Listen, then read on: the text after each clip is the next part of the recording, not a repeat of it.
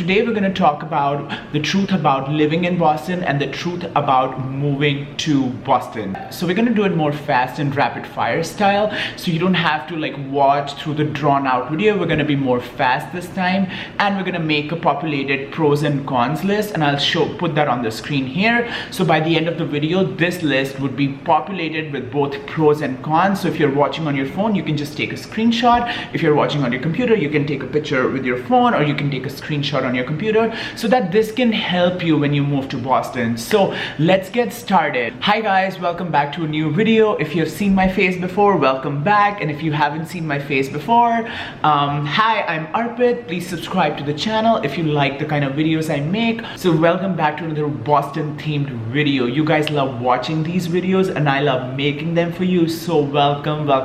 Today we're going to talk about the truth about living in Boston and the truth about moving to Boston. What's different about this video is that all my previous videos of living in Boston, they have been more factual, so I've kind of put out like data there about rent. But this video, it's going to be more of a conversation kind of thing. Like I'm going to be kind of more of a friend.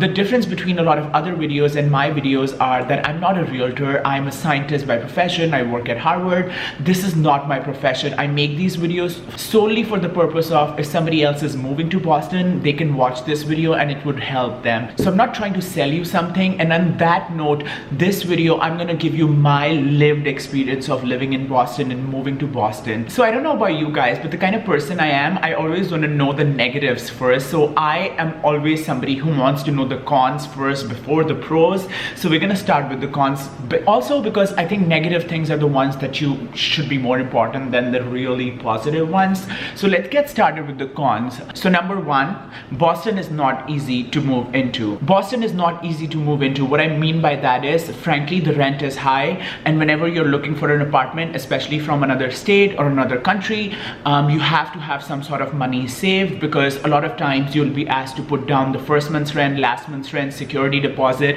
and the broker fee if you're going through a broker. So for example, when I first got my studio apartment, the rent was $1,400, and I had to pay $1,400 for the first month rent, the second month rent, the broker fee, and the security. So that was $1,400 times 4. I think that comes around to be around like $5,400. So that was a lot. So Boston is not easy to move into. If you're planning to move here, you have to have some sort of money saved. And that's one of the cons, that it's not an inexpensive place to move into. So second, I don't think Boston is really pet friendly. So a lot of the apartments that I initially was applying for, they were not receptive to having pets.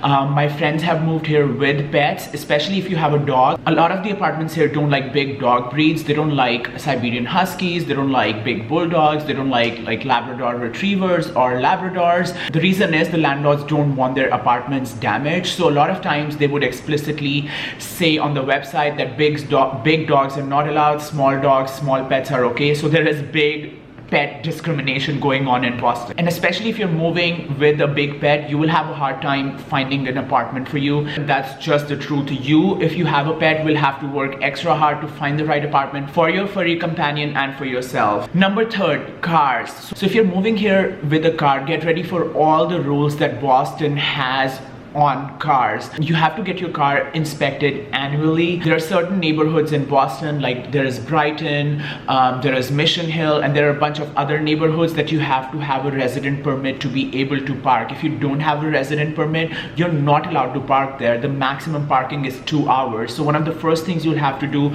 is register your car to Massachusetts, get a resident permit for your neighborhood, and only then you can park. And this can be really annoying when you're just driving from another state to move here. Also, Boston has something called street cleanings, which is annoying as F. So street cleaning, I think, happens from April to November. And what happens with street cleaning is like big trucks come and they clean the streets. So they would do the left-hand side of the street one week and they would do the right-hand side of the street other weeks. And then what happens is, depending on what side it is, you can't park your car on that side. So for example, if street cleaning is on Mondays in your neighborhood, so the first Monday they would do the left-hand side of the street, the second Monday they would do the right-hand side, so the third Monday they would do the left-hand side side again, and the fourth they would do the right hand side. And what happens with this is your car can't be parked on the side of the road when it's a street cleaning day. What would happen is they would straight up tow your car. I've had my car towed because of street cleaning. I've gotten tickets because of street cleaning. I literally, this is a ticket that I have to pay, and I'm not making this up. So I got this at 10/21/20. I should probably pay this. So that's another thing. They would tow your car, they would ticket your car, and it's just like something you have to remember. But this is something I think is unique to Boston because I haven't encountered this before. So if you have a car, be ready for all of that. Be ready to balance and juggle a lot of shit with your car. Since we're on the topics of cars, it brings me on my fourth point, which is parking. Parking is not easy to find in Boston. Parking is expensive as fuck. The apartment building I live in has parking, but I can't afford the parking here. The parking is about like $350 a month. And that's something I can't afford to pay extra, so I park on the street. A lot of people I know, they buy parking spots and they pay rent on parking spots monthly, but I shit you not, that was my total rent when I was living in Iowa. So kind of thinking about that thought process where my monthly rent in Iowa equates to a parking spot in Boston, it's a mind F. And that's why I don't buy parking here. I do street parking, but parking is hard to find and it's not fun to like parallel park all the time, especially in the winter when it snowed. So that's a big con. Since we're on the topic of cars and moving around, I think the next con would be the MBTA or the metro train. Although I really like the MBTA, it suffers with two big problems. The first one being, just like how American public transportation system is in a lot of the major cities, it's the same with Boston, that there is a lot of trains going from outside of the city inwards towards downtown, but there are not a lot of trains coming back from downtown to outside. What I mean by that is, although there are places that you can take the T to go downtown, when you're coming back, and say if you live in some suburb, it's not well connected. So what would happen is you would end up, if you live in sort of a suburb of Boston, you would end up taking a bus and then the train. So first of all, the T is not that well connected to some outskirt areas, and the second is that the T doesn't run 24/7. I think it stops at like midnight or 1 a.m. and it doesn't run after that, which I think is not the best thing. So I would much rather live in a city where the public transportation runs all the time, but that's not really the case in Boston. So the next and sixth point is driving in Boston with mass holes. Drivers here in Massachusetts or drivers here in Boston are fondly called mass holes because they're basically Massachusetts holes. Driving here is not fun. People honk at you all the time, people cut you all the time, and just as a pedestrian or a biker, I don't bike that much, but I walk around the city all the time, and I'm not kidding. I have been walking on the sidewalk and have been almost run over by a car exiting a parking garage. I've been crossing the street and cars have like really come close to me. So drivers here are really aggressive, and if you move here and you have a car or you're biking or you're driving, just watch out for that, please. The next point I want to talk about is the winter. Winter is a big con of the East Coast, I think in Boston. From the months of like November until April, it gets dark really early, especially with the daylight savings time. Right now it gets dark around 4 p.m. or 4:30 p.m., which is effing depressing. Also, when it snows a lot, so that's a personal con that I have. Like the winters are long, the days are very short, and it's very cold and snowy, which I don't personally like. I'm getting used to it, but it's not something that I really enjoy. So I've lost track of the counting. So the last point in con I want to talk about is that I think Boston is really a second tier kind of city.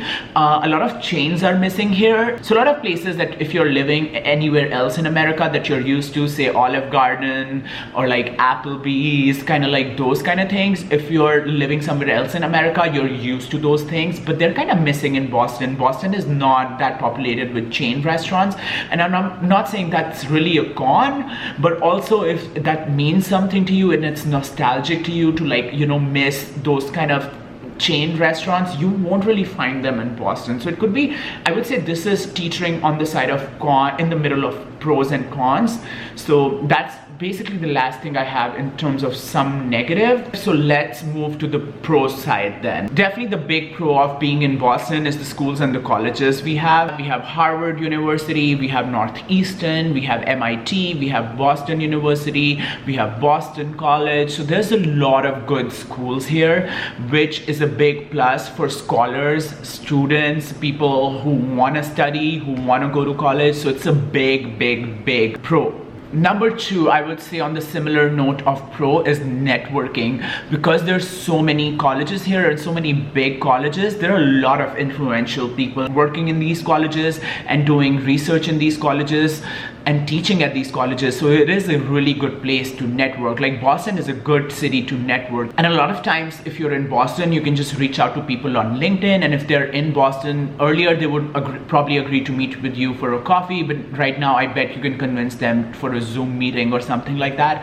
And people are often really receptive to that. So I think Boston is a really good place for networking. Number third, I would say a big pro is that Boston is overwhelmingly liberal. I think a significant portion of people here voted for Joe Biden in the current election, and which I really like. It aligns with my values, my lifestyle, so that's what I really appreciate. I would say overwhelmingly, if you are an LGBTQIA plus member, if you're a person of color, if you're both, you wouldn't really feel out of place in Boston, and you won't really feel that it's not somewhere you should be. So I think that is a big plus. Number fourth, I think there is a growing job market here and there is a booming tech market. What I mean by that is because of schools like Harvard and MIT, a lot of offshoots come out from these schools, like startups for biotech or tech in general or computer science. A lot of these things start here. That is the reason there is a booming tech market. So if you're in tech, if you're in biotech, computer science, software engineering,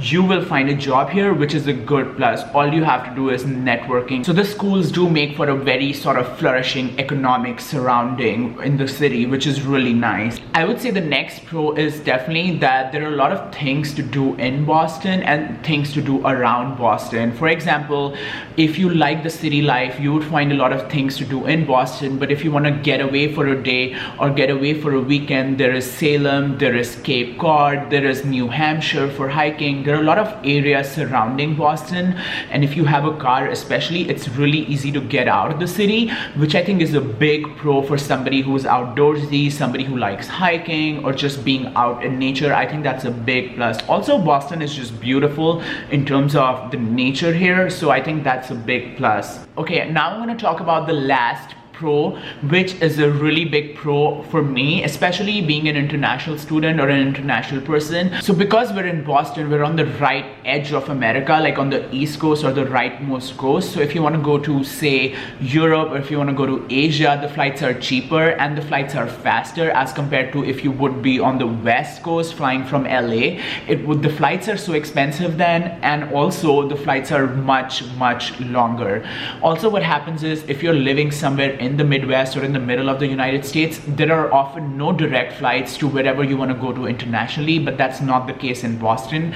There are a lot of international flights. Also, Boston is so close to New York City that New York City literally has non-stop direct flights to where I am from, like New Delhi, India, or a lot of places in Europe. So you wouldn't even have to change a flight and you can just fly directly to your destination. So that's, I think, is a big pro for somebody who travels a lot too internationally. I mean, not right now, but generally. So that's all, you guys. That's all the cons and pros that I had in my personal experience of living in Boston. I'm gonna put the populated list on the screen right now, which you can screenshot on your phone, take a picture from your laptop, and then you're set. When you move here, you will have at least these things to watch out for. I really like making these videos and I really hope they help you. And if you do like those videos, please share them, please subscribe to my channel, and please comment, please like, and I love you all and I hope you all have a good day.